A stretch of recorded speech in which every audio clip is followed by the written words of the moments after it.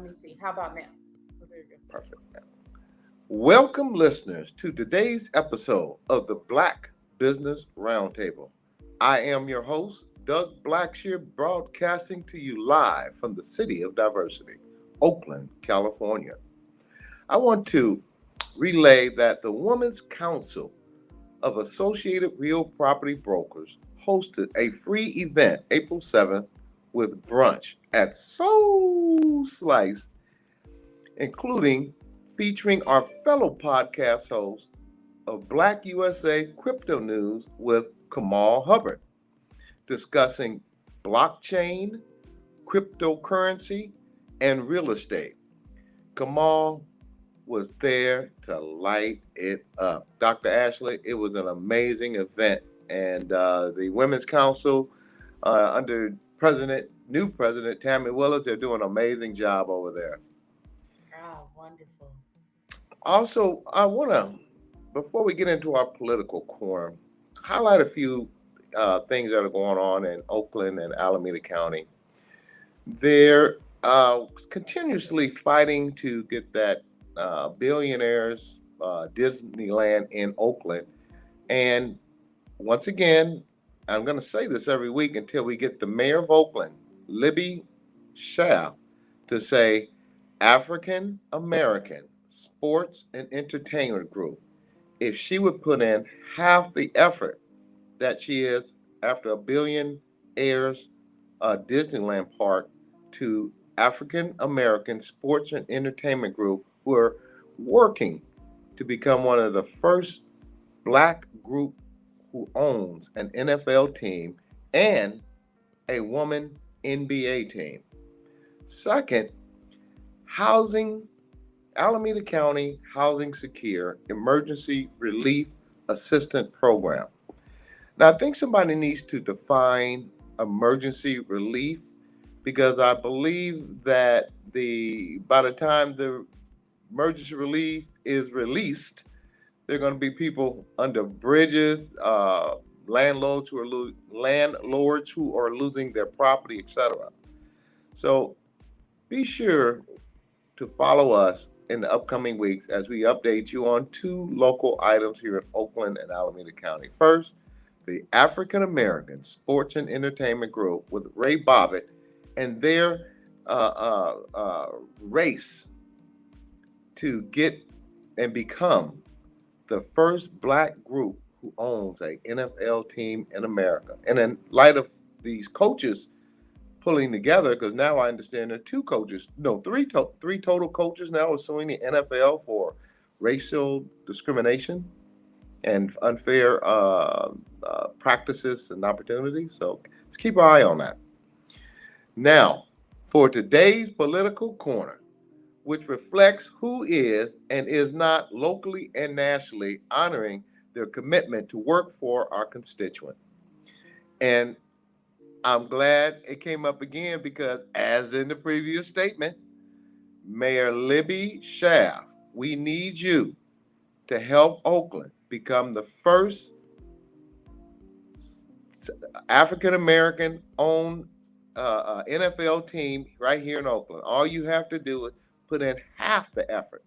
And let's keep an eye on the Alameda County Housing Secure / Emergency Relief Assistance Program. Last week, dated on Michael Thrash with his attorney, Matt Hawkins. Audience, can you believe that Mr. Thrash drove yet again 165 miles one way? So his whole day was shot, if you do the round trip, 330 miles round trip, and was on the court docket just prior to his April 4th date, only to arrive, and his attorney, and you have to pay his attorney, and told they are off the docket suddenly the day of their appearance. No warning or courtesy call. They just drove up there expecting to go to court, have to be there at 9 o'clock, so they must have left at about 4 or 5 in the morning. Terrible. Shame on you, Taylor County. Please share this hashtag, Driving While Black. Michael Thrash, Taylor County, TX. TX is for Texas. And both broadcasts of their show appearance, links from October 14th, 2021 and April 7th, 2022. Also, share the following hashtag, Stop School Bullying, Crane County, TX 2022. And once again, TX is in Texas. Texas got a lot of things going on down there, and they're not good if you're Black. And bring attention to the plight of this mother trying to help all students of color at this school, especially now that the NAACP and the feds are involved. Magnolia Engineering and Construction. Tammy Willis is President, Chief Executive Officer of Magnolia Engineering and Construction, one of the few African-American, female-owned and operated engineering and construction firms in the country and located right here in Oakland, California. Visit their website and learn more about Magnolia at magnoliaengineeringandconstruction.com. Because if our daughters can see her, our daughters can be her. Once again, if our daughters can see her, they can be her. Keep up the great work, Miss Tammy Willis. Dr. Ashley, women are just killing it out here. And women of color, I am truly in awe at all the awesome things that are going on, not here, Oakland and the county and the state, but all across the country. Today's show highlight. Tonight, we will discuss our friend of the show, Oakland District 4 Campaign Kickoff this past weekend. A Black-owned winemaker. Yes, you heard that here, right here. The artistry of winemaking with a Black-owned wine producer right here in Sonoma County, wine country of California. So audience, sit back, relax, and learn about these exclusive wines. Also served at Souls. We also want to mention and remind our audience about Carlton, young man I've known all his life, and the efforts to raise the $20,000 to hire the legal defense firm to press for an appeal for Carlton, and we will reshare info later today. Our guests today include our weekly, I've been working on the hour part, Dr. Ashley, our weekly on, our check-in, our sister of dynamic, can soothe any ailing brain. That's deep right there. Can we say that again? Can soothe any ailing brain. Our very own Dr. Ashley Coleman, Doctor of Psychology, newly tenured, and immediate past department chair, assistant professor of psychology at University of the West. Welcome, Dr. Ashley. Thank you, Doug. Next guest, Danny Glover. And not the actor Danny Glover, the winemaker Danny Glover. Danny Glover, winemaker, proprietor of L'Objet Wine. Their website is l'objetwines.com. And we'll also be posting it throughout the show. So those of you who want to get that wine and chill, you know where you can go and get the best wine from a Black-owned business. Janani Ramachandran Esquire is running for District 4 in Oakland, California.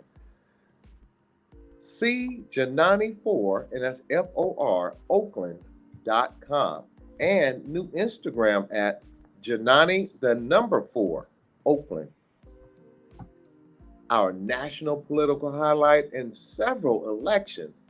Boy, just before we get into that, we had a delegates, Democratic delegate endorsement for local candidates. And girl, let me tell you something. We have got to deepen and encourage more people to come out and not just participate in the process, but run for these offices. We have a lot of people sitting on the sideline, Dr. Ashley, that will be asset to this community instead of some of these politicians who are being an ass to this community. Moving on. All right. Have you moved to Georgia and registered to vote? Primary is May 24th. Marcus Flowers, our guest, February 4th of 2022. Democrat running to defeat Republican Representative Marjorie Taylor Greene in Georgia's 14th district. He believes in bipartisanship and bridge building and does not believe in vilifying political opponents. We've got to get the mudslinging and kicking people in the back and get down to what's going to make America great. Not again, but great. I don't want to get that one person slogan on this show. Oh, that is too funny for me. Learn more on Instagram at Marcus4, and that's the number 4 Georgia, or his website is Marcus4, and that's FOR Georgia.com. His yard signs are ready. Knock on doors and phone banking today through April 30th, 2022. Get Marcus Flowers merchandise and students for Marcus phone banking April 16th, 2022. In Rome, Georgia. Wow, I thought I was going to say Rome across the water. I'll run over there. I'll also do it in Georgia too. Visit his website for details. #1, and that's ONE, 1 Georgia. Senator Reverend Raphael Warnock, a Democrat, helped flip Georgia blue, along with Senator John Ossoff, running for Senate to fight for affordable health care, protect voting rights, and ensure the dignity of working people and a Morehouse College alumni. Learn more on Instagram at Raphael Warnock or his website at Warnock4, and that's FOR Georgia. #1 Georgia, and that's ONE Georgia. Stacey Abrams, a Democrat, economic, educational, and social mobility, healthcare, military families, and veteran support are all a part of her platform. This woman is amazing. I'm telling you, when she 5 years ago, when she came out with that documentary regarding them shutting down voting places in just black and brown neighborhoods, it was disgraceful and it was shameful. To quote Stacey Abrams, opportunity in our state shouldn't be determined by zip code, background, or access to power. Learn more on Instagram at Stacey Abrams or her website, StaceyAbrams.com. And her tag, once again, 1 Georgia, and that's ONE. Val Deming, a Democrat, is running for the 2022 Florida Senate seat. Text the word JOIN to 77076. Her policy platform includes national security, jobs and economy, healthcare, housing, and environment. Vote to unseat. Hang on, Dr. Ashley. Vote to unseat Republican Little Marco Rubio in Florida. Little Marco, and I'm going to say this every week until Val Deming takes over.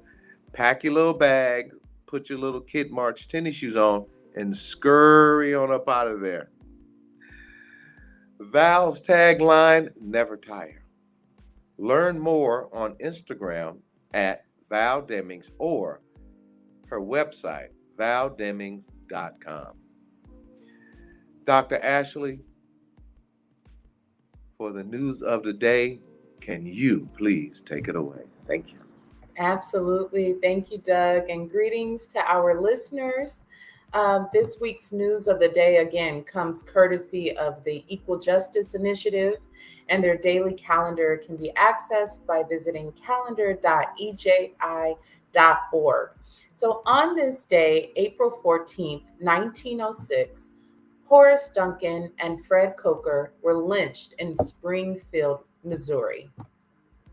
The tagline of the newspaper article reads, "Negroes lynched, 3 are hanged and burned at Springfield, Missouri."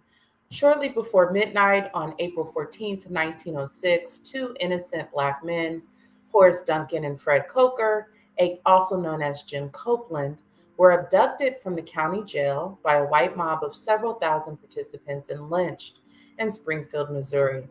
2 days following the public lynchings of Mr. Duncan and Mr. Coker, a newspaper reported that, quote, "Now the great state of Missouri faces the probable disgrace of letting 2 innocent men be hanged by a mob." So the day before the lynching, a white woman reported that she had been assaulted by 2 African-American men. Despite having no evidence against Mr. Duncan and Mr. Coker, they were arrested on suspicion by local police, and the men were taken to the county jail to await trial. And even though their employer had provided an alibi for both men to confirm that they had not been involved in the alleged assault, they were arrested anyway. And during this era, race rather than guilt made African Americans vulnerable to indiscriminate suspicion, false accusations after a reported crime, even when there was no evidence tying them to the alleged offense. And again, these allegations were rarely met with scrutiny, and the mere accusation that a Black man had been sexually inappropriate or had gazed too long at a white woman often aroused a violent response before the judicial system could or would act. And in the case of Mr. Duncan and Mr. Coker, again, one news reporter reported that the lynch mob was, quote, "bent on vengeance and in no mood to discriminate between guilt and innocence." And after the lynching, 2 days after the lynching of these men, the woman who reported being assaulted issued a statement that she was positive that Mr. Coker and Mr. Duncan were not her assailants, and that she could identify her assailants if they were brought before her.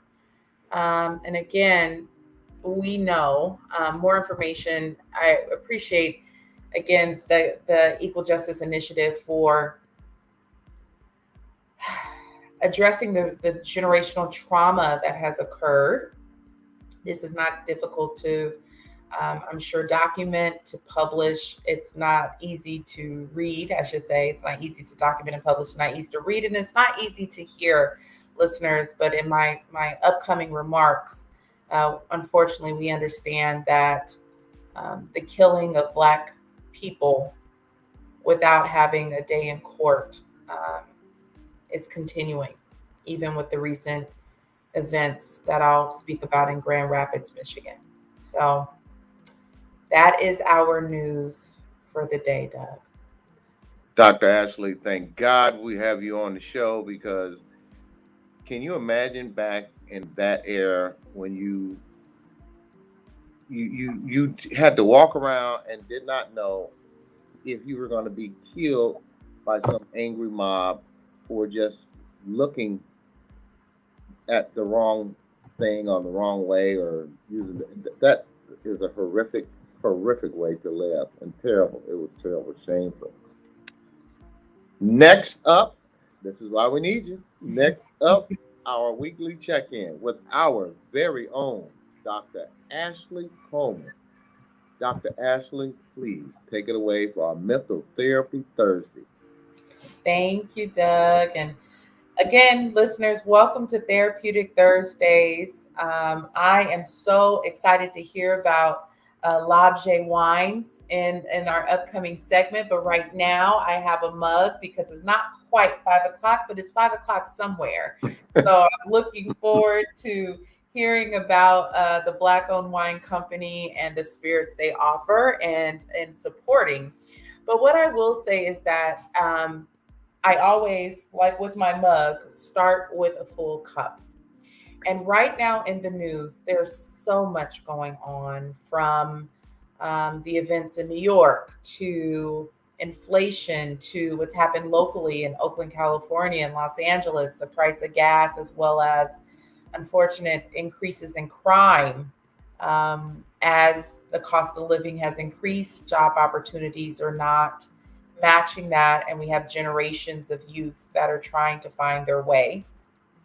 So again, having to take breaks and zone in and zone out and kind of make sure that I'm checking my own temperature, my stress temperature, as I've talked about for weeks on the show, that I'm having to stop, take a deep breath, dropping those shoulders. I see you, Doug. Thank you. Observing the body to see if there's tension in the neck, tension in the jaw, those secret places. See how those shoulders are in the gut, releasing hands and then proceeding. But one of the things I've been doing is safeguarding my spirit, protecting my peace by not really engaging in a lot of television. But I can't help but to be impacted by the stories that affect us all as humans, but especially Black men and women. And so I am aware of the police killing of Patrick, I believe it's Yoya, how to pronounce it, in Grand Rapids, Michigan. I did not look at, I know that occurred on April 4th. I did not look at the footage that was recently publicized of the stopping and the shooting, because I recognize that, again, I don't want to be vicariously traumatized by witnessing violence and murder. So that's one of the ways I protect my peace, is being diligent about what I consume.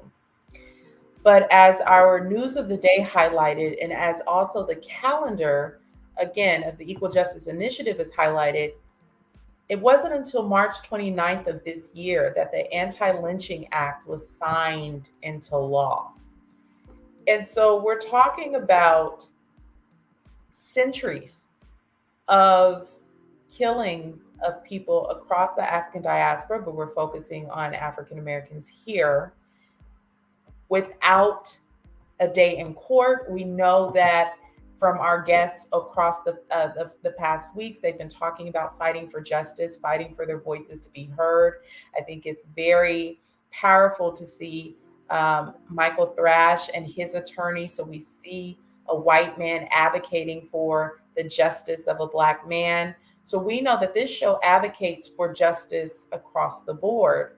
But when we think about, again, how far we've come, but how far we have to go, the Emmett Till Anti-Lynching Act of 2022, again, was introduced by the House of Representatives on February 28th, and bypassed by a vote of 422 affirmative votes to 3 nay votes, and again was unanimously passed by the Senate on March 7th. And the quote is, "This marks a new day in our country's continuing struggle to provide equal justice to all citizens." And we're still fighting. We're still fighting. I won't participate in the debates. Doug, I'm very clear. I don't participate in the debates. I'd love to hear Patrick's versions of events. We're not going to get that. We're not going to get that. We're still advocating for, we understand, split decision making. We're still advocating for training of police officers. And of course, the investigation is under review. And we know every situation is different, but can't help but to feel a heaviness of the trauma of the wondering if someone is allowed to make decisions about the well-being of Black people depending on their own biases or their own decision making, or this idea that our voices are somehow muted, and even in positions of power we're not able to tell our stories. And if it weren't for oral tradition, again, we know that the party that survives gets to tell their version of the story. And so I have to say that I am frustrated to hear about another life lost in the hands of police officers. I know, again, I have not seen the video. These are my disclaimers. I won't watch the video. I understand an investigation is going to ensue, and that should be done. But what I did read, though, Doug, is that they're not going to release the name of the police officer. And so there's, again, and I can understand that they're trying to protect this individual from maybe harassment, maybe their family or whatnot, but there is something called accountability.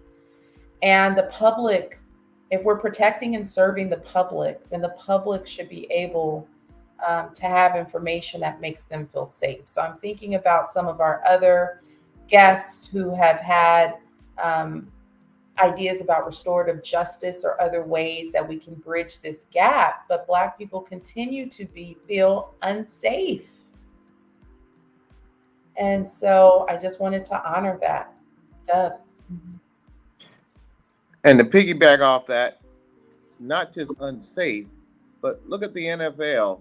They have 3 other coaches just got on the bandwagon in regards to unfair practices in their hiring and firing of the coaches in the NFL. So I just want to throw that. Not only feel unsafe physically, but unsafe economically. Right. So when we talk about in psychology, those Maslow hierarchy of needs, what are those foundational things that we need in order to thrive and reach our full potential? It's in the shape of a pyramid, but at the bottom is safety. We have biological needs, and we need a sense of safety to even be able to learn, strategize, network, collaborate. And what can be demeaning is when we do strategize and come up with plans for community development and economic growth for the community at large, when that is opposed for reasons that go beyond logic. Dr. Ashley, well stated and put. Thank you. Thank you. Can you read to our audience, because every time I think about this young man in jail with no possibility of parole for the rest of his life, it just makes me queasy. Can you read this statement, as we're going to read this every week, from Mr. Carlton of Raleigh, North Carolina? Thank you, Dr. Ashley. No, sure. And talking about advocating for day in court or appeals and getting stories heard, audience, we're going to be reminding you of the story of Carlton, and it's occurred in Raleigh, North Carolina. Carlton, a young, educated, newly rising, successful Black entrepreneur that just received, as of February 2022, a life sentence after sitting in jail due to COVID delays for over 2 years. And some of just the backstory that we did cover last week in our podcast, and we're going to also continue to have links in our show's description. But this is someone that, as Doug has mentioned, someone that he's known all of Carlton's life. And there are fundraising opportunities if you feel inclined to donate. But again, here is someone who, by his account, was protecting himself and standing his ground. And unfortunately, that led to the loss of life of someone else, which we want to acknowledge. And so, again, when we talk about advocating and just getting stories out, here's just another opportunity to share a little bit more about what's happening to someone, a friend of the family of Doug's. And so we want to, again, appeal to our listeners to check out the background story, do more research, listen, find out, and make a decision if this impacts you personally. Well, audience, as you know, my favorite saying before I move on and introduce our next guest, together we can make a difference. Together we can make a difference. So now let's welcome back Janani Ramachandran, running for District 4, City of Oakland seat. Go, Janani, we got your back. Girl, you're gonna have me singing out there. we got your back, Janani, and mention you weekly via Instagram and Facebook. Dr. Ashley, please. Sure. Hi, Janani. I have to be honest. I've been on your Facebook and Instagram. I'm following you. So I did see the pictures in Diamond Park, but can you catch our audience up on what you've been doing, how your campaign launch is going? Absolutely. Can you all see me clearly right now? Mm-hmm. Okay. Well, it's such a pleasure being back on the show. Thank you all for your support. We had an amazing launch. We had almost 80 neighbors and friends and supporters show up to the event. We had several elected officials, neighborhood leaders join us for the launch. I was so energized seeing everyone there, and was really honored that people came on that beautiful Saturday afternoon to join us for the rally, and then get to work. We were knocking on doors in the district and spreading the word of what our movement is about. And I think our message is certainly resonating with our fellow neighbors, and our goal is to knock on every door in the district twice over to make sure that that message gets across.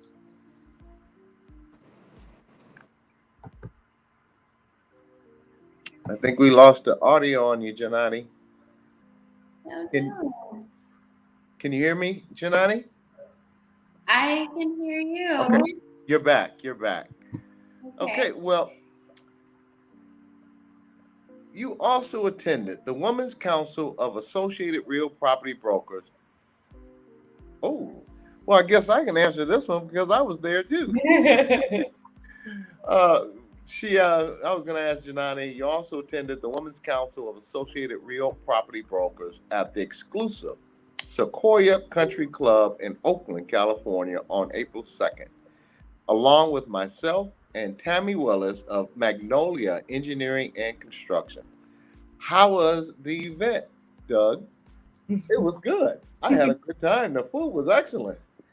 Janani came. We had council member Treva Reeds show up. We had, and I say we because there's so many great things going in Oakland that it's a combined group networking that's happening here in Oakland. We just have to keep building on that network. Mm-hmm. But the president, Tammy Willis, discussed her vision and moving ahead. Oh, there she is. Let me ask you again. Can you hear me, Janani?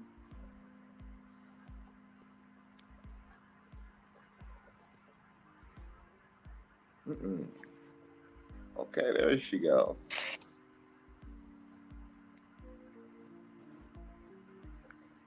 Hello? There you go. You're back. Mm-hmm. There you go. I was just completely frozen and shut out. Technical difficulties, but I am back on a different device. Well, we have a hot one for you now. You also attended the women's, and I answered half the question for you because I was there with you. You also attended the Women's Council of Associated Real Property Brokers at the exclusive Sequoia Country Club in Oakland, California on April 2nd, along with myself and Tammy Willis of Magnolia Engineering and Construction. How was the event?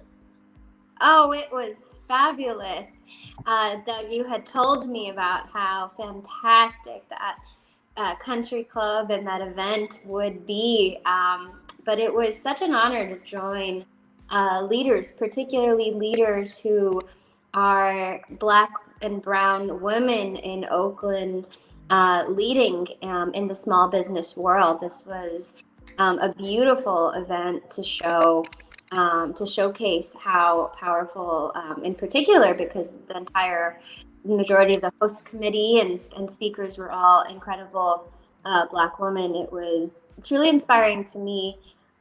Thanks to Doug and helping me with my seating placement, I got to sit right next to our honorable guest, Pastor Maria Reams, from Good Hope Church. And I had been to that church a few times last year when I was running for assembly, and it is powerful. It is a powerful place. It is an inspirational place. Her husband, Pastor Brandon Reams, is an amazing speaker and so energizing. And she was just even more so that morning. I was inspired and really honored to get a good dose of inspiration that morning. Well, between Shonda Scott doing what she does and that Pastor Reams gave a powerful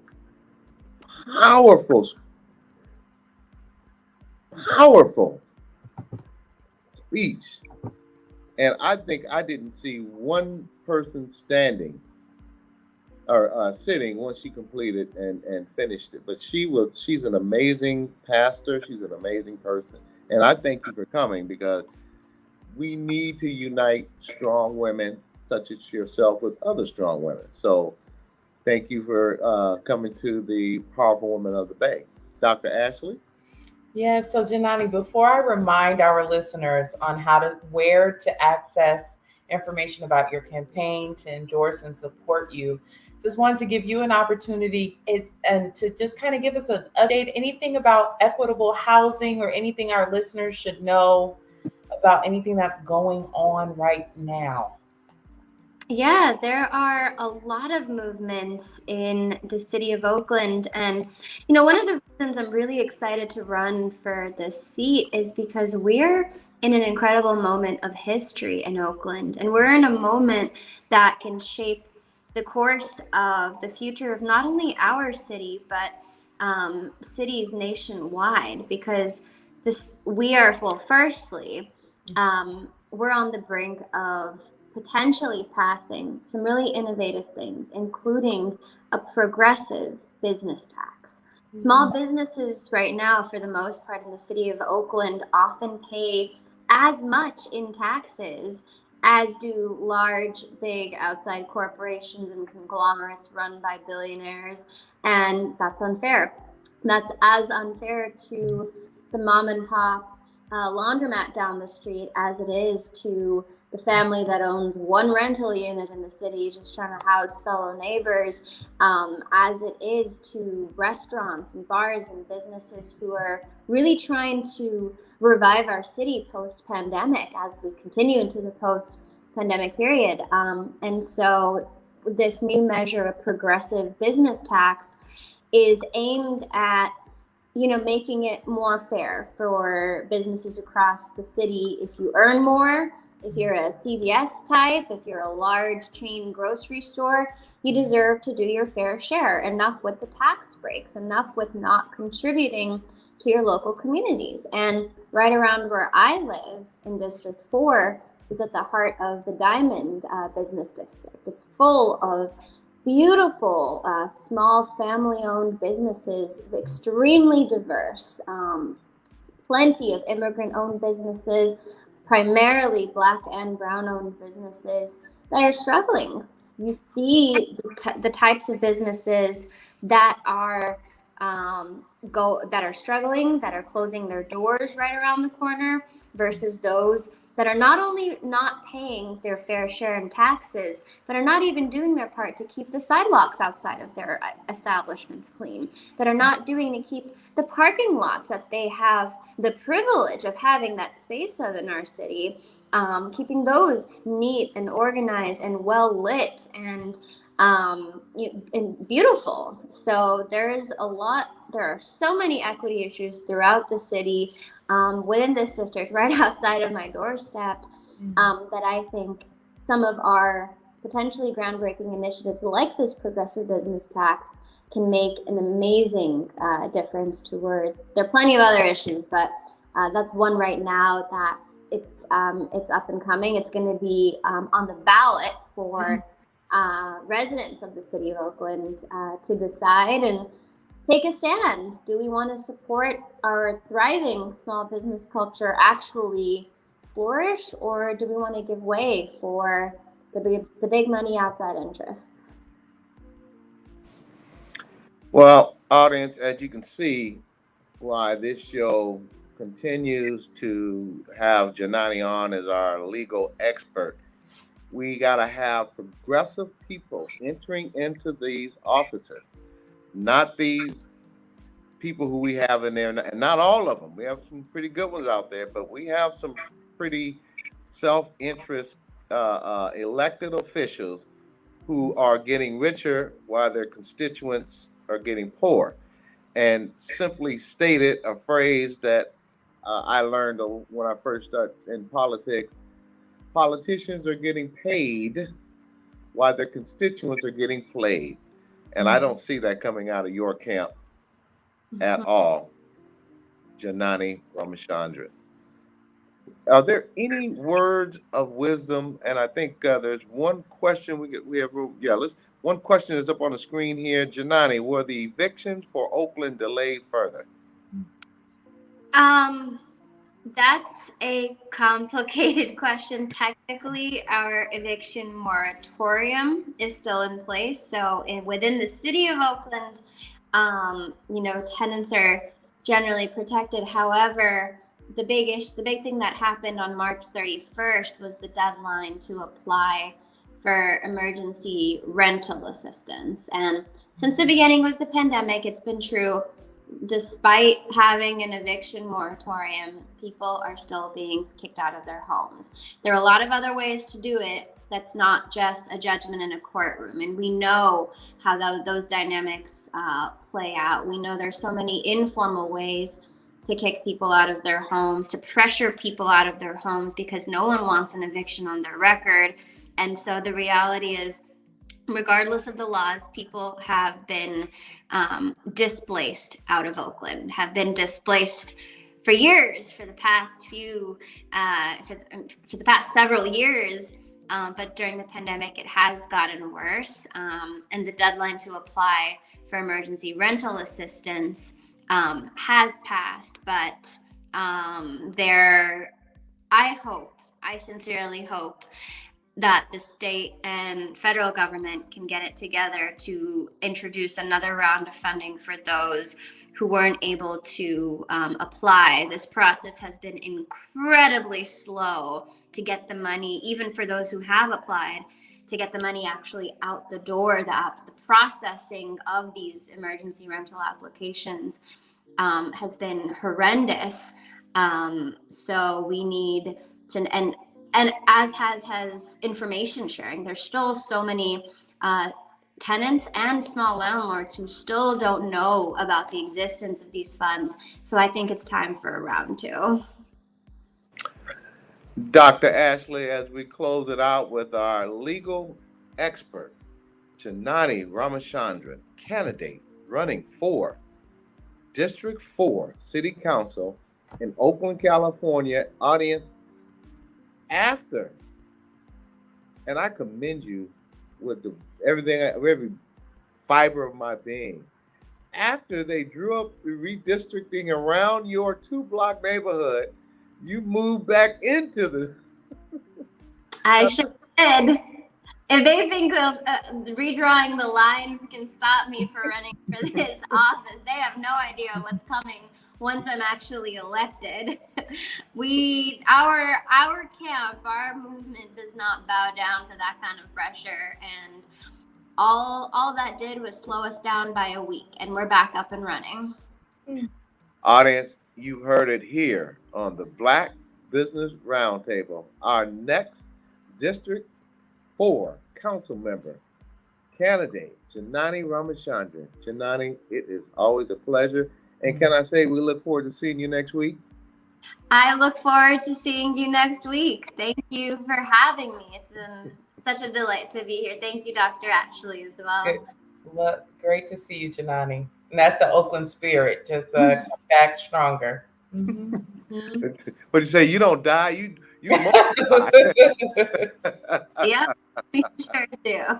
Oh, thank you, Janani. See you next week. Take care. Bye-bye. And now, this is a highlight I've been waiting for. I've heard a lot about this brother, especially from Soul Slice. Let's welcome Danny Glover, winemaker, proprietor of Labje Wine. And I've been practicing saying that name, sir. His website is labjewines.com. A Black-owned winemaker. Can someone turn their mute their mic? I'm getting a lot of feedback. Can you hear me? I can hear you. Oh, okay. A Black-owned winemaker in the esteemed and rightly so Sonoma, California. Audience supporting Black-owned businesses is just as easy as any other business. According to Wine Institute figures, California wine industry contributes $114 billion. That's with a B. $114 billion annually to the American economy and employs 786,000 workers. Golden State is responsible for producing 81% of all wine made in America, courtesy of Peace and Field. You're familiar with that magazine, sir? Each and every person is a conscious effort to support our own Black Wall Street. Dr. Ashley, please read this man's bio. Take it away. Absolutely. This winemaker is sought after, especially since there are approximately 11,000 wineries in the United States, and only about 1% are owned by Black winemakers. Danny Glover has been interviewed by the following publications. He's been in Essence, Wine Enthusiast, The Bold Italian, Sonoma Magazine, WineSearcher.com, Napa Valley Register, and the Press Democrat. And after spending years refining his craft and knowledge at established wineries, he stepped out on faith and started a venture aptly named Labje Noir.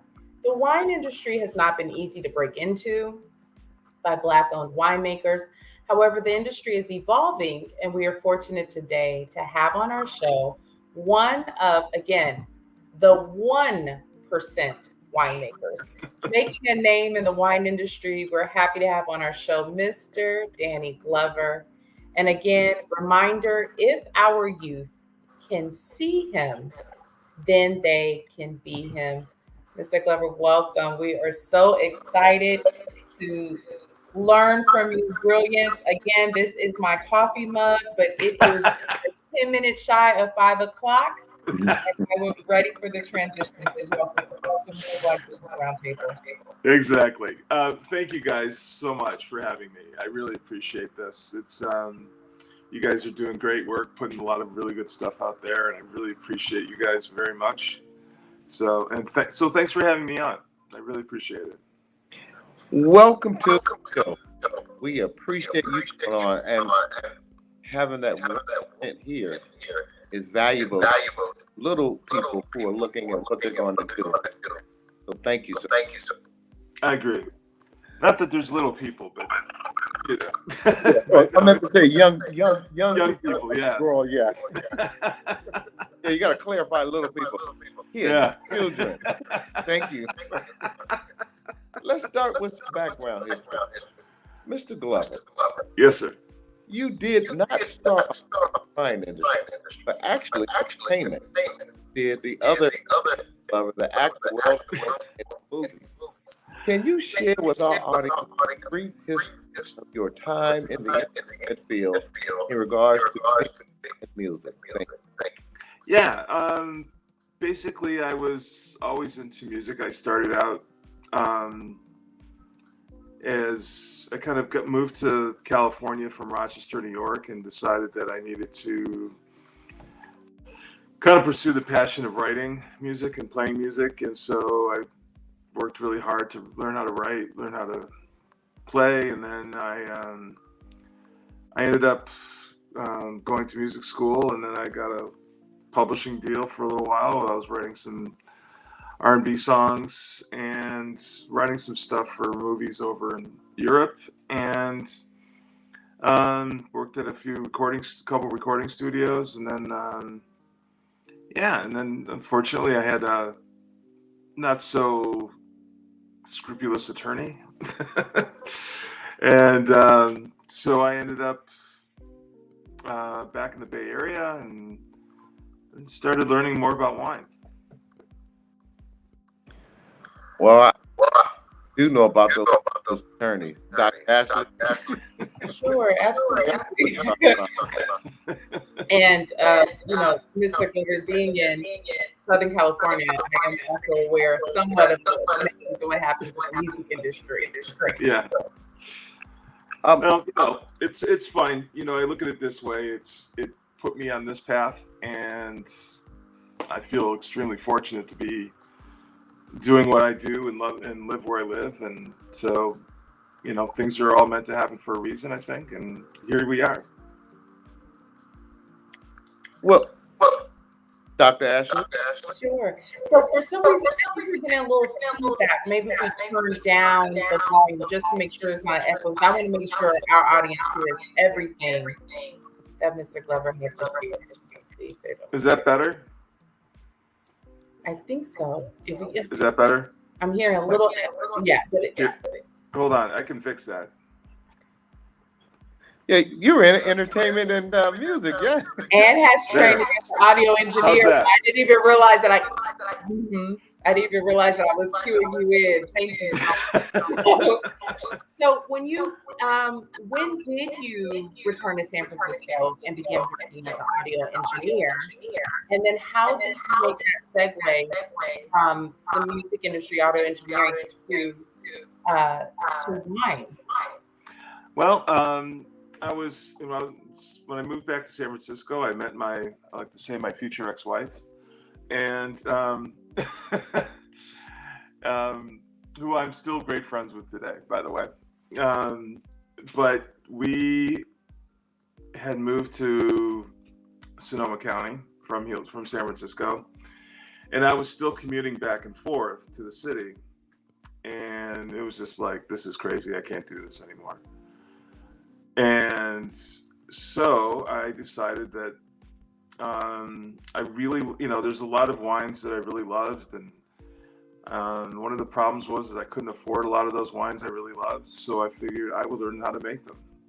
And so I got a job working at a big winery called Clos de Bois, and the rest is history. Again, talk about problem solving uniquely.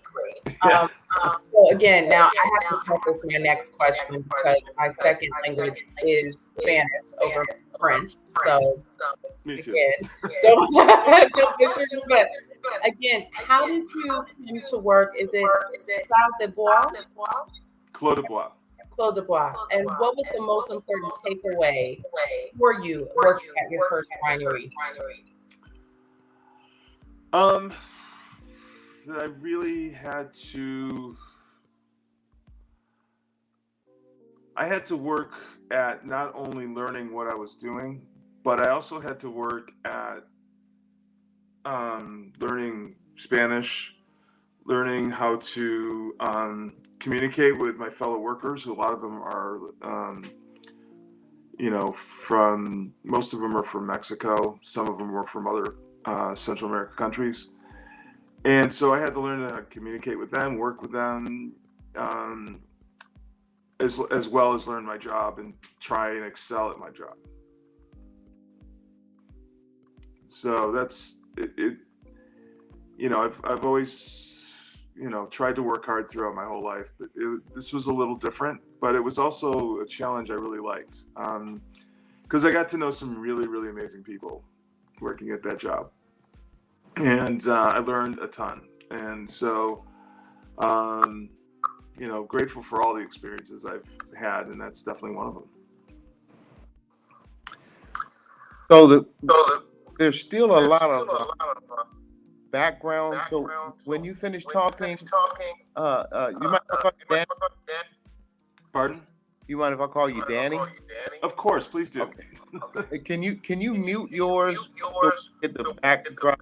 Then you talk. You turn it off. You hear Dr. Ashley? Let's see. I think I can turn you down. Is that better? Can you?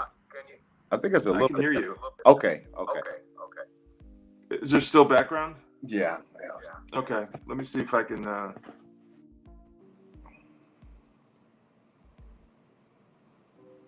Okay. How's that? Oh man, that's it. We're working with an audio engineer. We knew he was going to find the problem. You also work at Armida Winery and then Dutch Crossing. Each winery added to your wine making expertise. What was the most important skill you learned from each that you crossed over into LabJ today? I would say learning how to run a business, learning how to run a small business. You know, the winemaking part was definitely, you know, obviously, you know, super important. But I think one of the things that, you know, we always forget is this is still a business. And so seeing what other people were doing, seeing how other things were run in this business, because it's still a business, but it's a very unique business. And so learning how to you know, run a business like that. I'd never run a business before in my life. So this was, you know, it was more just a passion to go into doing this. And I figured I'd just fly by the seat of my pants and we'll figure it out as I go. And so that's kind of how I've done it.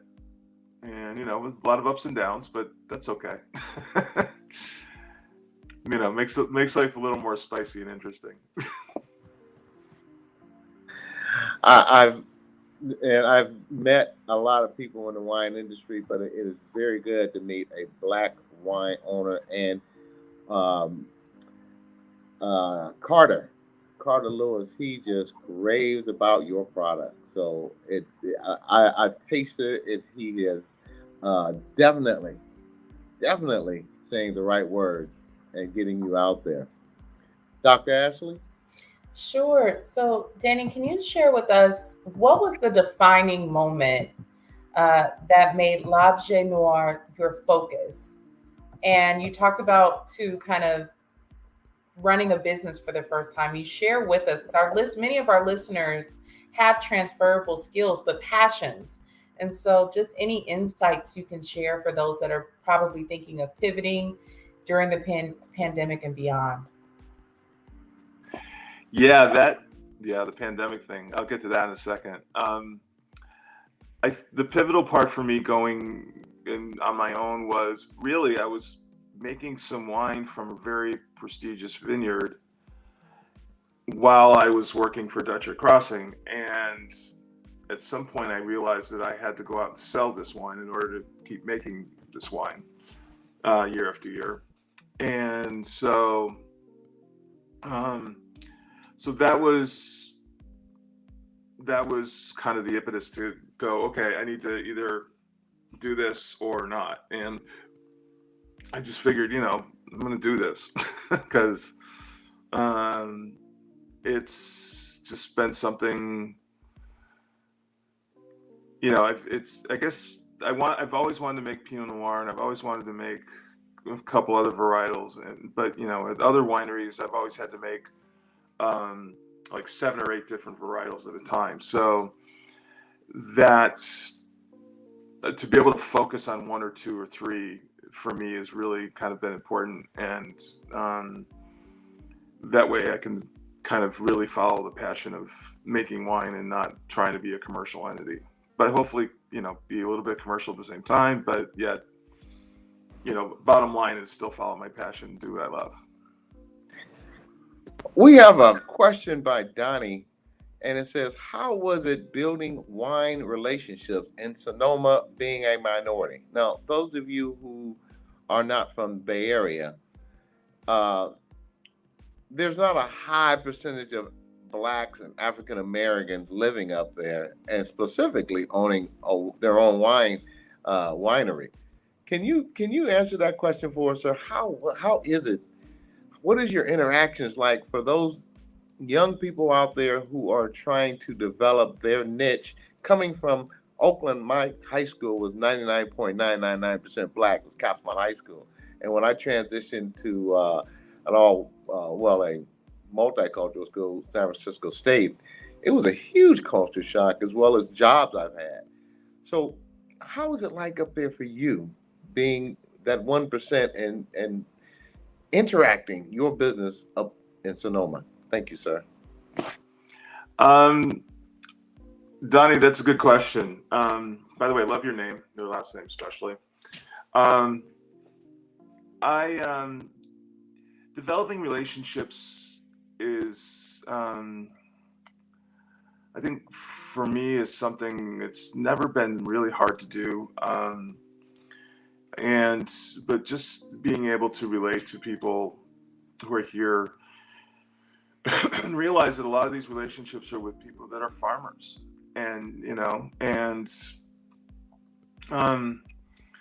so that's kind of where you start, and that's the relationships of where you get your grapes from and that type of thing. That's those are all farmers you're dealing with, so you start with that, and then but working with wineries throughout, I've been doing this for 24 years. So I've had a long time to really get to know people, and so there's people I knew, and then there's friends of friends and things like that where it's all kind of been, it's been good. It's been very fun. It's a lot of it, like I think with any business, one of the things is that you can't burn bridges. So you got to try and, be honest and upfront. And even when something's not going particularly well, at least if you're honest and upfront, people respect that. So, I think that the relationships I have now are really important to me. I wouldn't be able to do what I'm doing without them. So I'm very grateful for them. And I'm also grateful for just, again, the people I do know and the relationships I do have are really some special people. And have helped me along the way. And hopefully I'm helping them. And sometimes I'm paying it forward. So that's kind of the cool thing.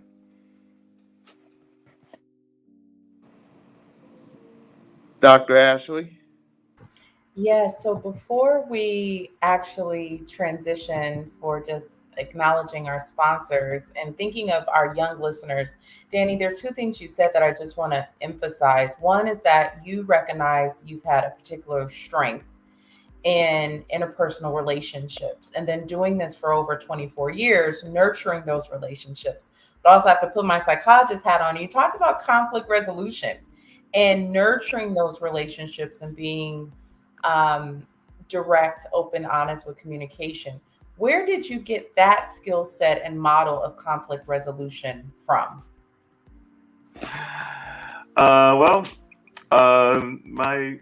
Both of my parents were social workers. And my mother was and my mother was and then she went from social work to doing therapy. Mm-hmm. And my father was a vice president of the Rochester chapter of the United Way. Mm-hmm. So, yeah, so I think that's, my mother taught me a lot about conflict resolution. I was practiced on a lot. Well, I just can't help but to notice how your approach was just rooted in empathy and just other values that we have. So great job, parents. I'm very glad that you gave that forward.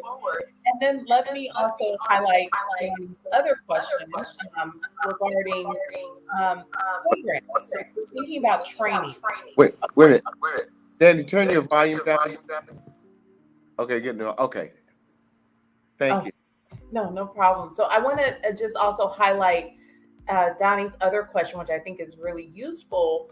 Are there programs that students, any programs available, or just this idea of gaining access to what you do at your facility, or just kind of mentorship opportunities, right? Because one of the great things I appreciate of being part of this platform is exposure to pathways that our youth may not know are available. So there is, I'll say first and foremost, there's a couple places where folks can reach out to. There is the African American, the Association of African American Vineyards. They are, I think the president is Phil Long. He owns Longevity Wine over in Livermore. So there's a group of winemakers plus other people that are in the industry. So it's a pretty big organization. It's very cool. And then there's a woman up in Seattle. Her name is Marcia Jones, and she runs Urban Connoisseurs. So she is also does fundraising for people to get into the business and get into schools and learn and stuff like that. Personally, I don't have a facility. I custom crush at a friend's winery. So, but I'm always open for questions and emails. So you can always reach me through the website or dan@lobjwines.com.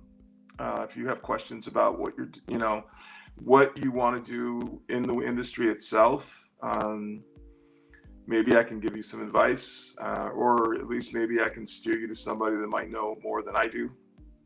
So, I mean, actually, I can steer you to a lot of people that know more than I do, but,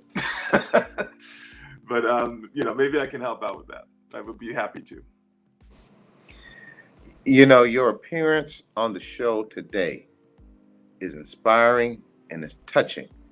And this show goes from coast to coast and several countries. So we appreciate you coming on the show and showing our audience that people who look like people on this platform here are doing some wonderful things. And as I always say, we have to start highlighting what your products and what the services and products of many Black businesses are out there. Because as every study has shown, Black people, money, run this country and possibly this world. And we need to start investing those dollars into businesses like yours and getting a good doctor of psychology when we have some mental issues. Dr. Ashley, can you take us to a quick break? Thank you. It'd be my pleasure. So thank you, Mr. Donnie Glover of BlackUSA.news. And listeners, be sure to tune in to Chap and Friends on Mondays, Party Marty Let's Talk on Tuesdays, and there's also BlackUSA Crypto News with Kamal Hubbard on Fridays. And we know, again, blockchain and cryptocurrency are hot topics, so tune in. On Saturdays, there's also the Blackout Live from New York with Tajmir, who's been on our guest a few episodes ago. And then also on Sundays, 60 Minutes in BlackUSA with Michael Haney.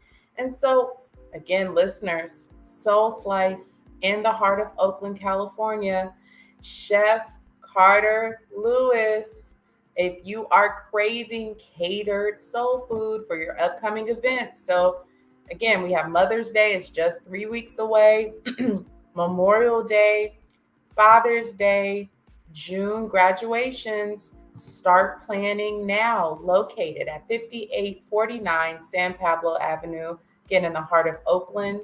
The website, soulslice.com.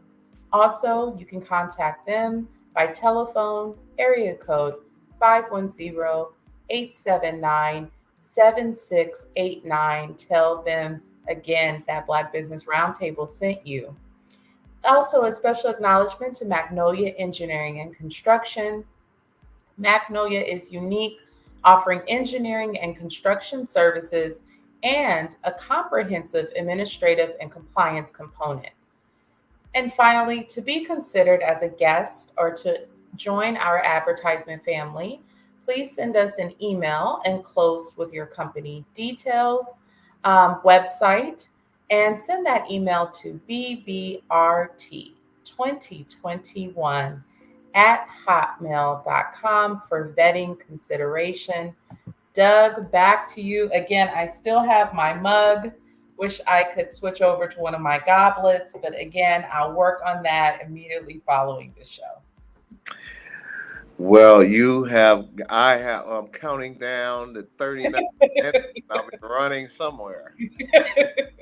Let's welcome back Danny Glover, winemaker, proprietor of L'Objet Wines. And I hope I'm saying that correctly. L'Objet Wines. I've been practicing all day. L'Objet Wine. Website is l'objetwines.com. A Black-owned winemaker in Sonoma, California. In this segment, we will talk about the wine process, your offerings, and how our audience can obtain your esteemed collection of wine to enjoy. What effects does climate and soil in Sonoma have on the grape growing known as terroir, if I'm saying that incorrectly, let me know there, used for your wine, is defined as the complete natural environment in which a particular wine is produced. Also, how does topography and elevation come into the process, as well as the grapes acquired for your wine vintage? Thank you, sir. I love the question of terroir because it's such a hard question to answer. Even the French have a hard time answering it.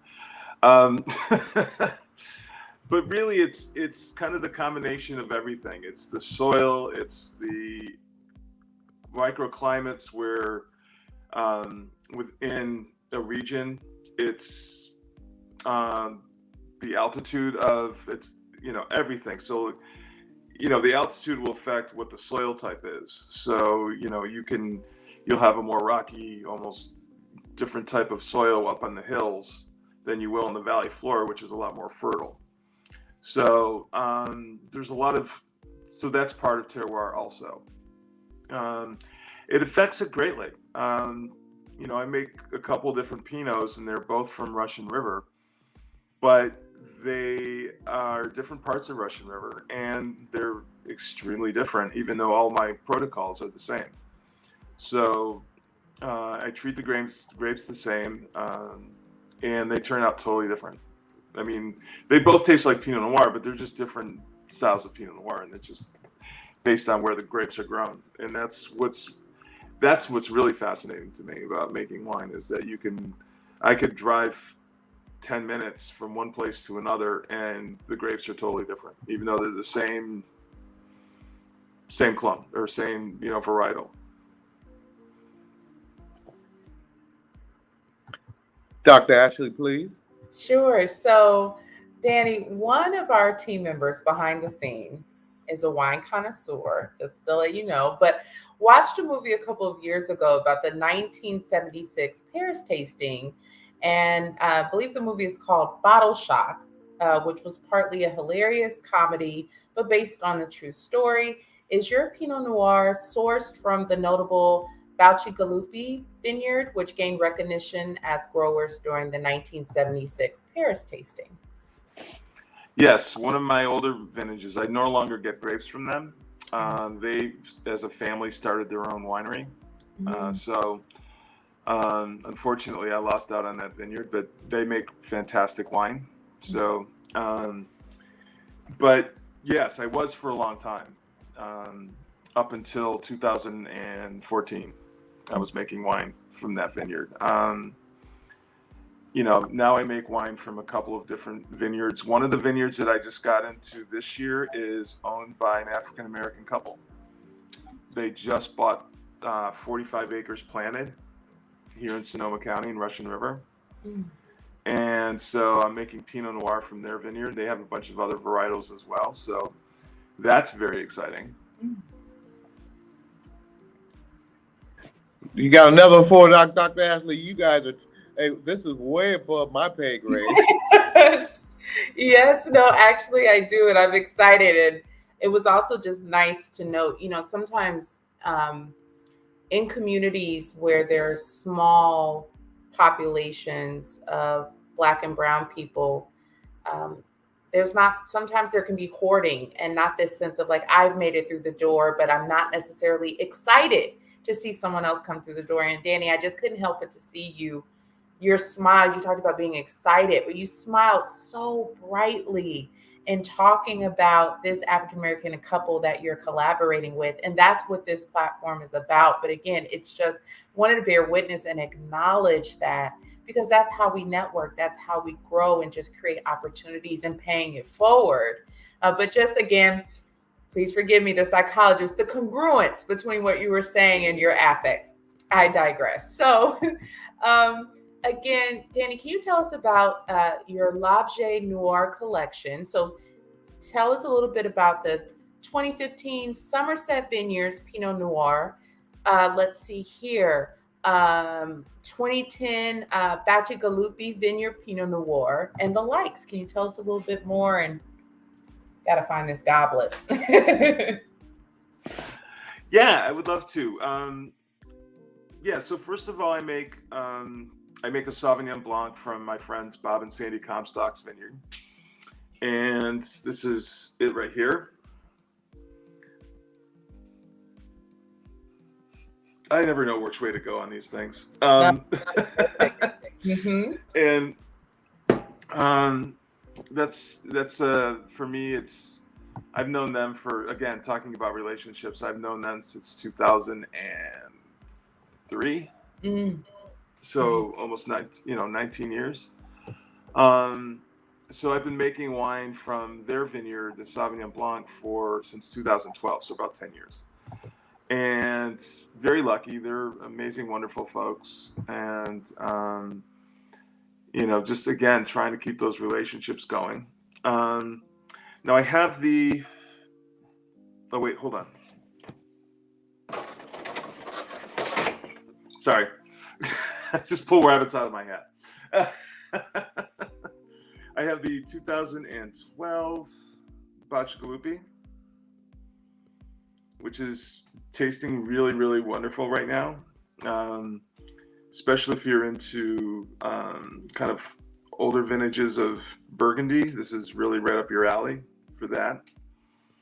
And I have the 2014 Ullman Vineyard, which is one of the newer vineyards that I switched to. There you go.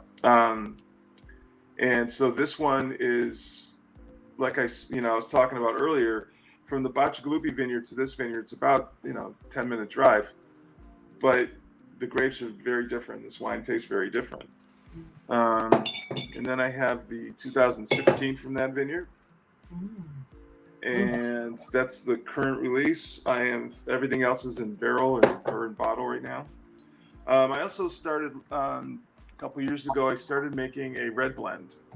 I had some friends that wanted something a little different to start with, and they wanted a little special project, so I made this for them. And they loved it. They wanted more, and I didn't have any more. So I decided to kind of do this blend. I get a chance, again, with the relationships I seem to have, which is great. I seem to be able to procure different kinds of grapes in different small amounts. And I made this L'Objet Cuvée, which is, it's a blend of Zinfandel, Petit Syrah, and Merlot. And so it's a little different, but it's very fun drinking wine. It goes well with, I mean, all the wines go well with food. I try and keep my alcohols very low, so that way the alcohol doesn't get in the way of pairing with food and things like that, because I love cooking. So that's part of the motivation for making wine too. And it's you know, those are kind of the current releases I have now. They're coming. I got some new stuff coming up. I just bottled some wine, some Pinot in March. So there's going to be a new 2019. I have the Somerset, which I don't have here at the house. That's from down in Santa Rita Hills, which is north of Santa Barbara. And that wine is, the grapes cost a lot of money down there. So that's why the wine costs a lot of money. I'm not trying to, you know, just trying to, you know, make some money back from it. But that's a delicious wine also. It's a little heavier than the other two. But not by much. It's still, but you know, all these wines go really well with salmon. I even pair them with some whitefish, and all the way up to steak. So they hold up very well with all of that. So that's, again, that's kind of the reason. That's part of what I'm going for when I'm making wine, is to make sure the wines go well with food as well, and not just be something you chug a lug every day, you know.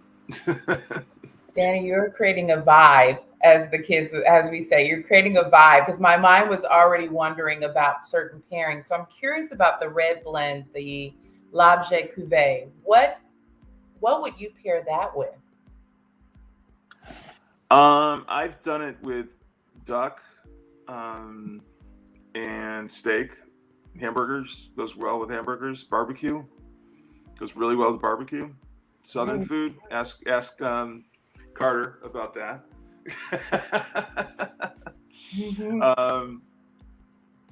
Yeah, I would say it's more kind of a red meat, or if you're like, it would go well with like some Italian food. I've had it with a bolognese sauce, or mushroom risotto. So yeah, that goes well with a bunch of different stuff. Danny, what are you particularly proud of with your L'Objet Blanc 2019 Comstock Vineyard Sauvignon Blanc? Look at me. I'm working at it. Doug, you're good, man. You're good. I didn't rehearse that either. That was off the cuff.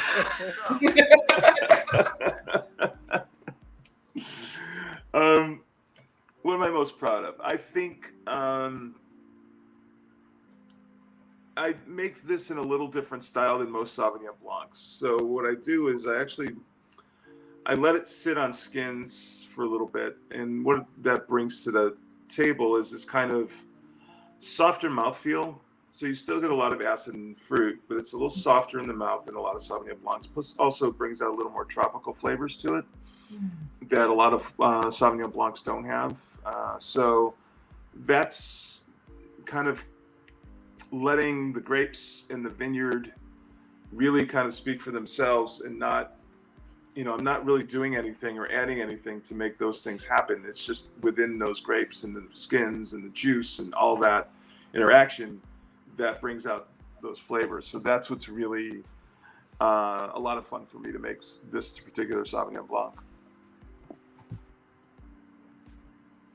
Dr. Ashley? Well, I'm hungry and wanting wine and envious. I have to call out these emotions again. Just put it in the air and breathe through it. And just, I have even more. I know that Donnie is firing off questions. But one of the things that's just kind of come up in the pandemic is this idea of virtual parties. I celebrated many of my friends' birthdays. They would send boxes, again, with, alcohol of choice, or even had friends do like a demonstration. And I'm just curious, representing people in Southern California who want to partake in l'objet, how can we access that? Anything virtually that you're offering to connect for people that are still, again, quarantining or doing some type of safe distance living? Oh, Right. yeah, there you go. Yeah, that's kind of the pivot that happened, during the pandemic was I started doing a lot of virtual tastings where people would, especially with corporations, where people would purchase wine.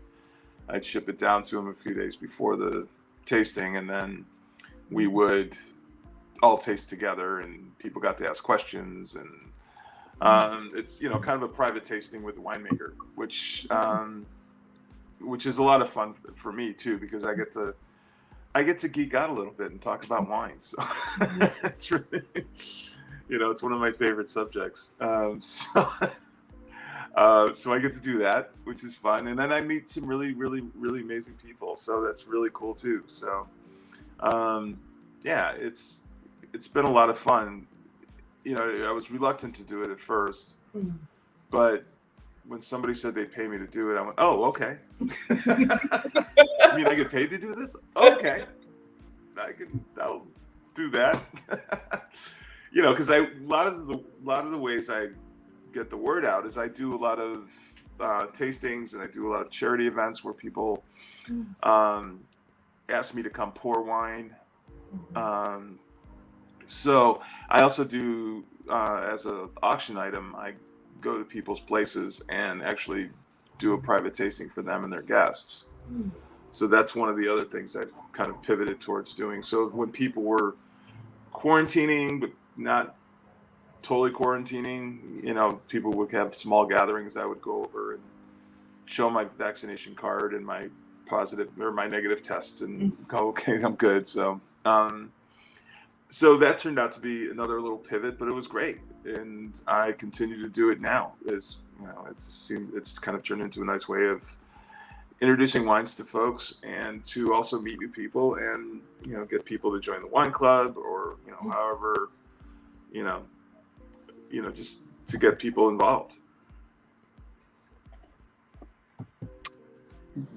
Danny, your wines are synonymous for being smooth, like soul. You're gonna be smooth.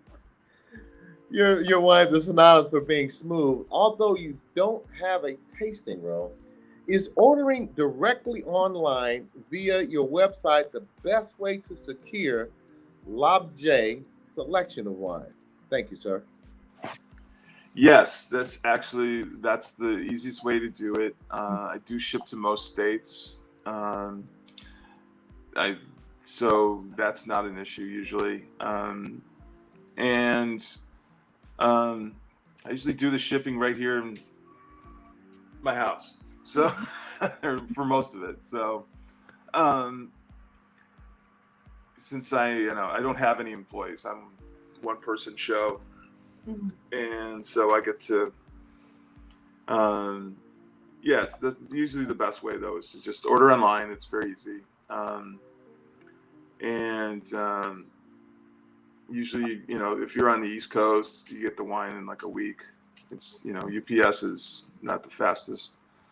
If you're on the West Coast, it's usually a day or two.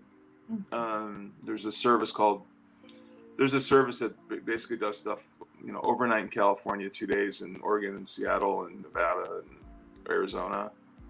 So, there's some, I get it everywhere. At least I try to anyway. Well, Artie, let me just share this. That's Walmart, Macy's. They didn't start off as Walmart, Macy's. They started off somewhere. And that's what we teach people on this show and educate our audience that you start off somewhere, but just start. So thank you, sir. In one of the articles written about you, a wine club was mentioned. Is that an option for customers to join? And what does this consist of and the cost? Thank you, sir. So the wine club is very easy. It's you can join online, and it usually consists of a minimum of 2 bottles every quarter. And so it's not a lot. It's not a big commitment. You can commit to more or less. And it doesn't cost anything to join.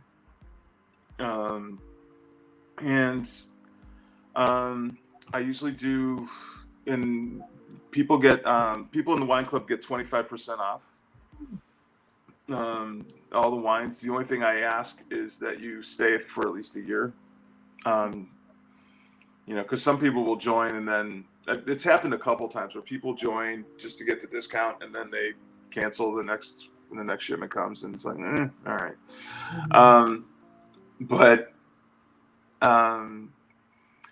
So yeah, the wine club is very easy to do, and it's and like I said, if you want, let's say if you're on the East Coast and you want me to be on a Zoom tasting, that's one of the things for free. That's one of the things that wine club members get. I will do a virtual tasting with them and their friends for free. And all the wines purchased have to be, any wine you bet for the rest of your life, you get 25% off. So even if it's in between shipments, you still get 25% off. Before you ask the next question, Dr. Ashley, I'd like to say this, and not just to you, Danny Glover of L'Objet Wine. We at the Black Business Roundtable, and specifically me, I'm a huge advocate for Black products, Black services, Black women in construction, just a Black thing. So we want to, I'm working, and right above my head, you'll see the Oakland African American Chamber of Commerce. It is incumbent of me as an advocate, and I've owned my business before, both in construction and trucking. But I say that to say this. I'm talking to not only the Oakland African American Chamber of Commerce, but the U.S. Chamber of Commerce to create a guide, because we need to get our products and services out to people who are looking to buy from people who look like people on this stage. So I humbly ask that you keep in touch with our backstage superwoman and keep your information going, because I say this, and I say it often. If I went to New York, and I've been to New York, if I went to Atlanta, I've been to Atlanta, Baltimore, and I had a guide on Black restaurants, Black wineries, Black cleaners, any Black grocery stores, Black hotels. About 3 years ago, we went to the Black hotel in Baltimore, Maryland. Outstanding service, great place. But we don't get that advertising out about these Black businesses. So you make sure, Danny, and I can't forget your name, Danny Glover, but you make sure that we get your information down. And as we come into our what's going to be our year anniversary, we might have to toast with L'Objet wine. So I wanted to put that out there. And audience, once again, you hear from the Black Business Roundtable. I humbly ask that you spend your dollars where it goes back into Black businesses. That's how we create our own Black Wall Street. Dr. Ashley, please. Sure. And this is, again, kind of pivoting. Danny, I've noticed that you're hands-on. You were flexible in the pandemic and being willing to try new services and how you deliver them. Your passion is clear.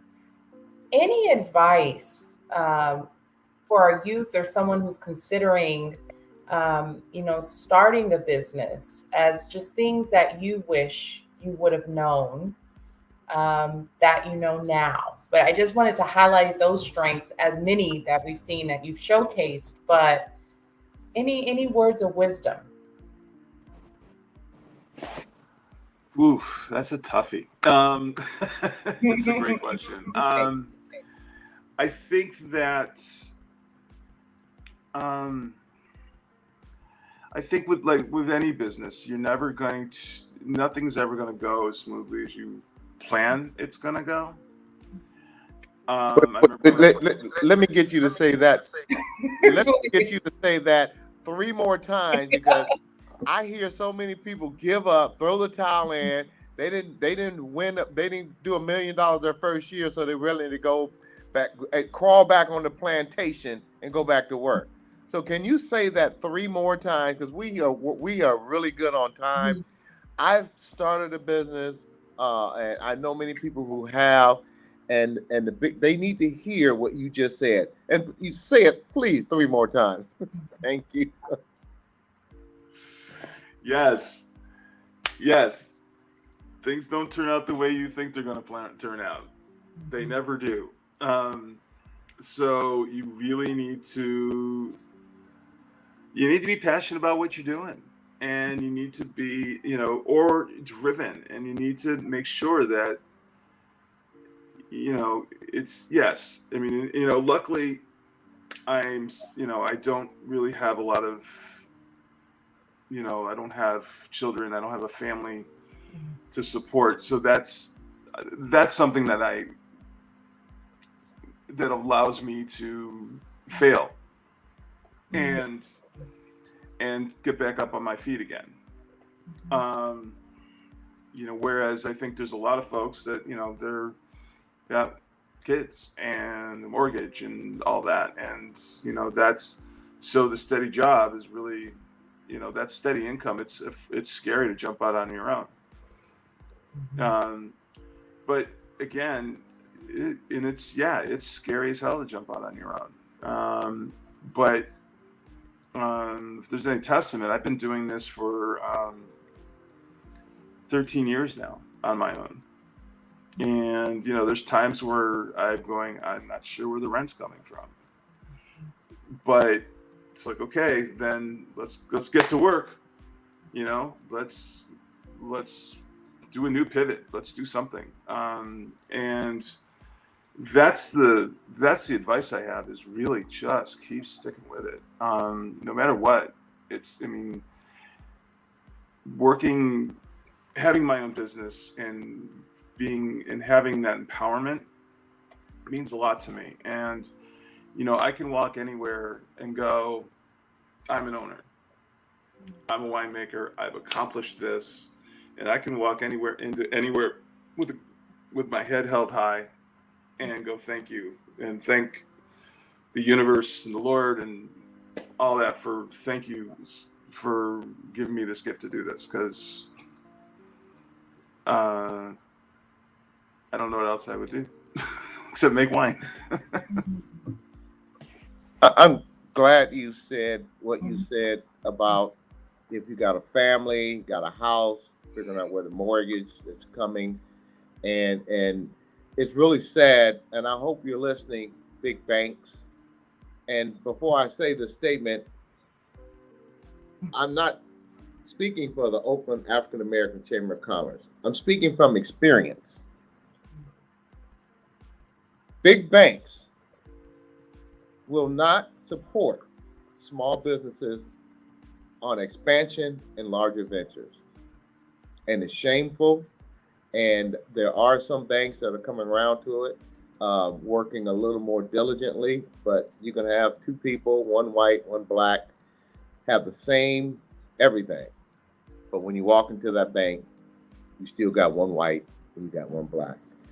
And I myself can start a whole story on how I made X amount of dollars and couldn't get a loan. What is your experience in that endeavor? And what would you give, what would you suggest that would be done differently in the financial institutions that would help you build your business when time comes for expansion? Because banks, no matter what your bottom line looks like, when you walk in, they still look at you as black. Thank you, sir. Yes. I've tried a couple times to get loans and never got them. And again, I've persevered. You know, I've said, okay, well, if you're not going to help me out, then I got to do it myself. And that was early on, and I haven't asked for a loan since. I'm like, screw this, I'm going to make it my own, and I don't want to owe anybody any money. And so that's the way that's kind of how I've turned into, let's call it jaded. But that's okay. I mean, it's sad that that's the circumstance and that's the world we live in. It's very sad, and it's, and the thing is too, it's like you go, well, maybe I'll go to a black banker, and then there's like, oh wait, where are they? So you're, especially up here in Sonoma County. So, it's like, I don't know, man. It's like you try, you hope, but always, have a plan to kind of figure out how to do it without. Because once I do figure it out, it actually gives me more pride to say, you know what? I didn't need you SOBs to make my business work. I done it on my own. And it makes, I'm not getting rich doing this, but, for me, it's really just about, lifestyle. And, I get to make an amazing product. I get to drink well. I eat well. I live in a beautiful spot. I have amazing people in my life. So, that's really, now that I'm in my mid 50s, it's like, yeah, that's kind of what, when I was younger, I was like, oh, I got to make the money. You got to make money. And you still have to make money, but, so if I'm content with just doing what I'm doing and living, being my own entity and just doing it all myself. But there's a lot of people that want to expand and to go bigger, and that's great. They totally should. And that's, trying to get loans and trying to get things like that. It's hard. I know it's a little easier to go through the government, to the Small Business Association. It's a little easier to get. They don't really look at race as much as these private banks do. So that's a good way to go also. There's also, I believe, some grant money for small businesses as well, especially minority-owned businesses, women-owned, Black women. So I know there's some grant money for that also. So there's that's another thing you can research, get into, and see what see if it fits for you. Dr. Ashley, I'm kind of hogging it a little bit. So I just wanted to acknowledge just having the validation of two Black men expressing their experiences and seeking financial support, and also thriving after rejection with the reframe of I'm going to figure out another way. So I appreciated being in the background to acknowledge that.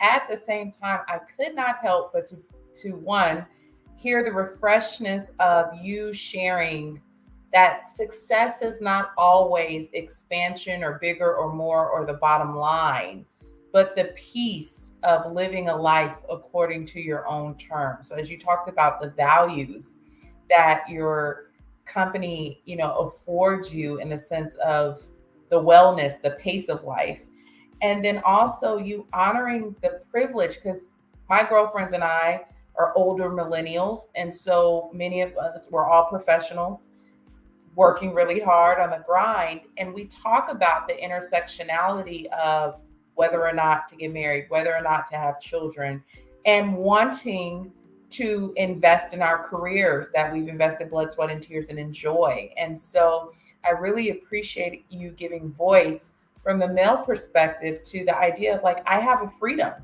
and some informed decision making about, I know how much I enjoy what I enjoy and producing, whether that's producing music, producing wine, engaging, getting hands on, and that's fulfilling to you. And so, because of that, there are some choices that you've made in order to create, again, the life that you see worth living. And I don't think, again, women aren't always allowed to say that. This generation of women, we are more than others, but also just to the youth that, again, are listening, or people that are pivoting, figuring out what's fulfilling to you. It's clear, Danny, as we've had the privilege of talking to you, how much you say how you nerd out and talking about wine. It's exciting, but motivating to hear someone see someone beam and hear them talk passionately about what they're spending their time doing and getting joy from it. So thank you for also showing a different side of when we're thinking about pivoting, what's the motivation for that? And being able to also just have joy in what you do. Also, audience, I'd like to say this man is indicative of what this show is all about, the Black Business Roundtable. We don't find reasons to fail. We find reasons to succeed.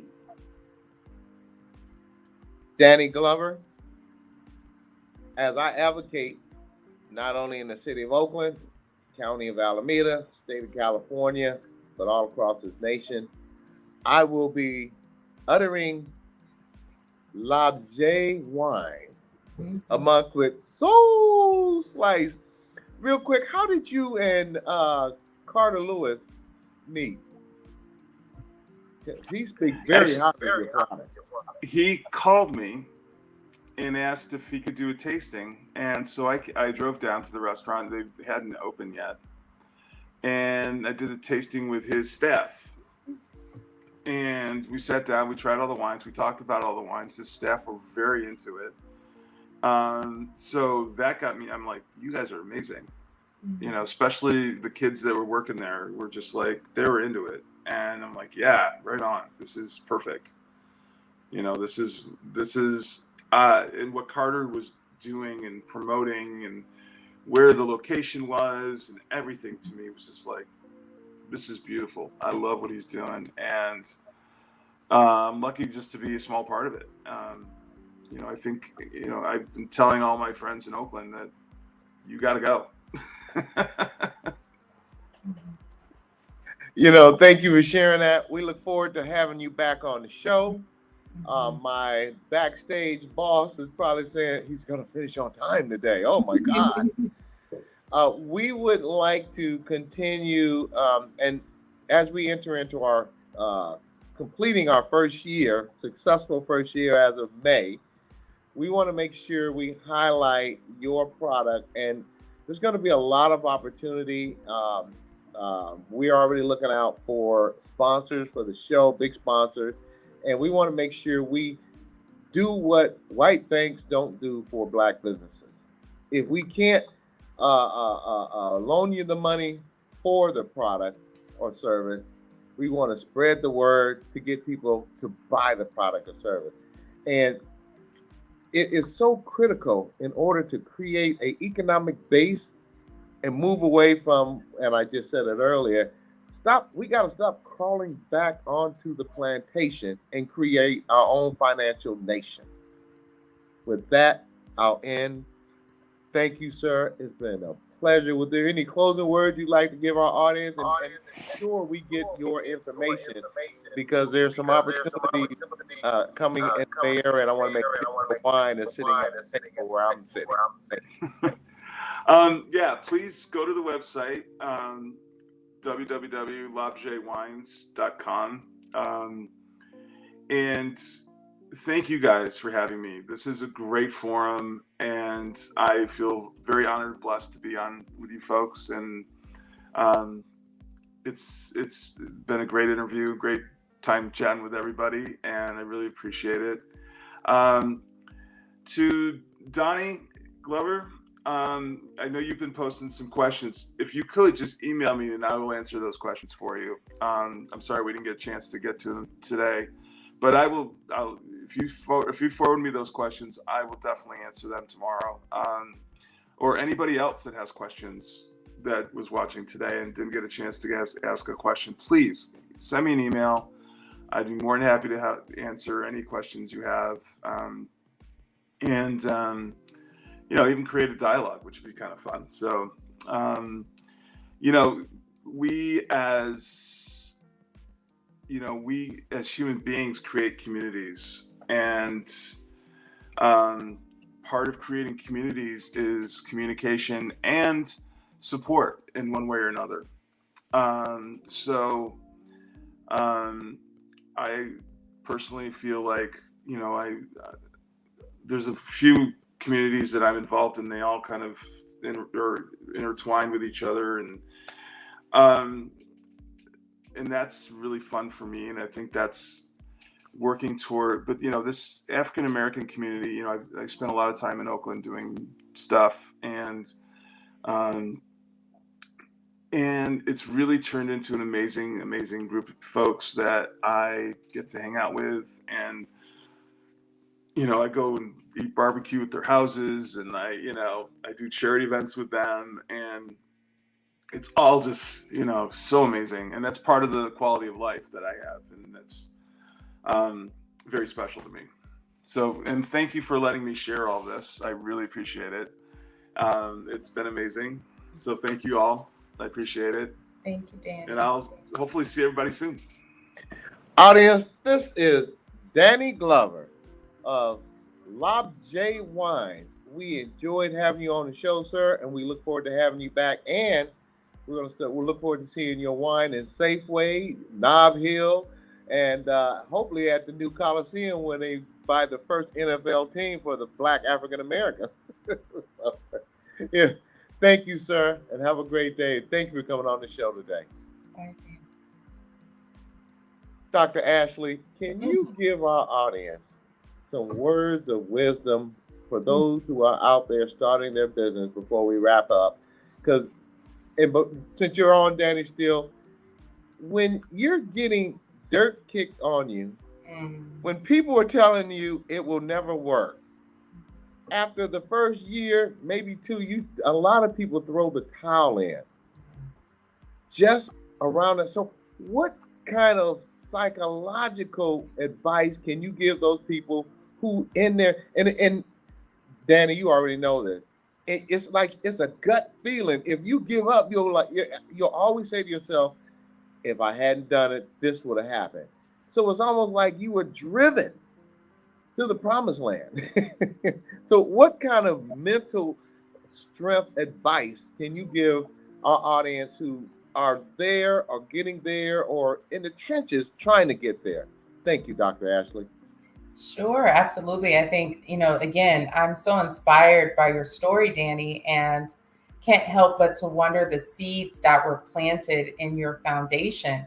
But what we see here is someone who has decided to pursue life's passions and to put the work in, to cultivate the relationships, to hear no as a part of the process, to be flexible in problem solving, having the stamina, letting someone's no be a motivation, or another way, belief in self. I imagine there were times of safeguarding the dream, of recognizing when someone is planting seeds of doubt, right? Kind of spoiling the vine, like, gotta go. can't stay around and have that type of energy, right? Gotta go. And then also a humility of excellent work ethic. This isn't an overnight success story. This is a plowing and planting seeds.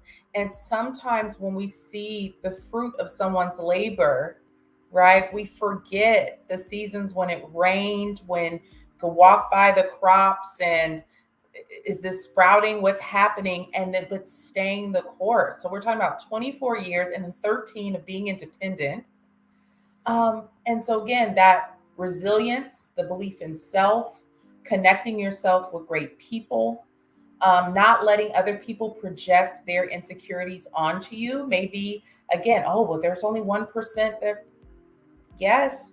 That resonates with me because as Danny Doug has been highlighting, I recently made tenure, which I'm grateful. And I found out that only 2% of tenured professors are Black women, which then comes with the responsibility to pay it forward. And so again, it's about exposure, belief, faith, but we're here with a purpose. And so I'm so motivated by your story, Danny, and the stories that Doug and I are privileged to hear weekly, because it reminds me that no one makes it alone. We can go farther together, but being selective of who's on our journey and when it's time to part ways. Dr. Ashley, on that positive note, thank you to our weekly special guest and my ride or die co-host, Dr. Ashley Coleman, Doctor of Psychology and tenured professor at University of the West. Thank you. Thank you to Janani Ramachandran Esquire, our grassroots fighter of human rights and candidate running for Oakland City Council District 3. See more of Janani via her website at Janani4, and that's FOR, Oakland.com, or Instagram at Janani4, and that's the numeral 4, Oakland. And my new main man here, Danny Glover. And Danny, I can never forget your name. All I got to do is think of Lethal Weapon 1, 2, 3, and 4. Danny Glover, winemaker, proprietor, and Love J Wine. His website is lovejwine.com, and that's at the bottom of the screen, folks. Be sure, when you want a drink, make sure you give Danny Glover a call and order his wine, not by the bottle, but by the case. Now, not drink all at one time, though. But Danny Glover, winemaker, proprietor, and Love J Wine. Thank you all for your appearance on the show today, and we hope that you will come back. Danny, we need you to come back and update us when the summer comes around. You let me know, my friend. I'll be here. Thank you. And continue to educate our growing audience in the future.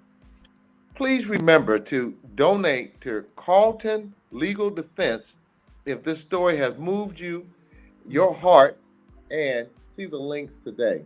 A special shout out to my man, Donnie Glover of BlackUSA, and there's another sponsor with STEM City. Now I'm gonna have to start throwing that in there, STEM City. And current sponsor, Soul Slice at soulslice.com. That's how we met Danny today. And that's what I'm talking about. Networking, Danny. Networking. And now you are part of our network, and we're part of your network.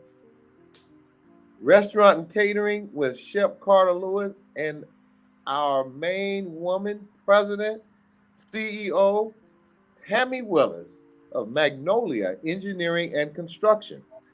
To join our BBRT advertising family, or to be a possible guest on the show, reach us via our email at bBRT2021@hotmail.com. Include your company name, address, website, company phone number, and social media page info to our email address at bBRT2021@hotmail.com. We also have a network of shows hosted by the man, our man, Donnie Glover, such as BlackUSA Morning Show, Donnie Glover Show, Shared Space, Frontline News, Roy Rawlings Show, The Beverly Smith Show, and stay tuned as new shows are added. Audience, I'm right on time. 1 minute left. Boy, I'm going to get a kudos today, Dr. Ashley. Oh, yeah. Audience, remember, thank you for tuning in. And remember, together, we can listen, we can learn, and we can share, because I know you all care. This is Doug Blacksher and Dr. Ashley Coleman, tenured, of the Black Business Roundtable. God bless. Thank you for showing up tonight. We'll see you next week. Good night.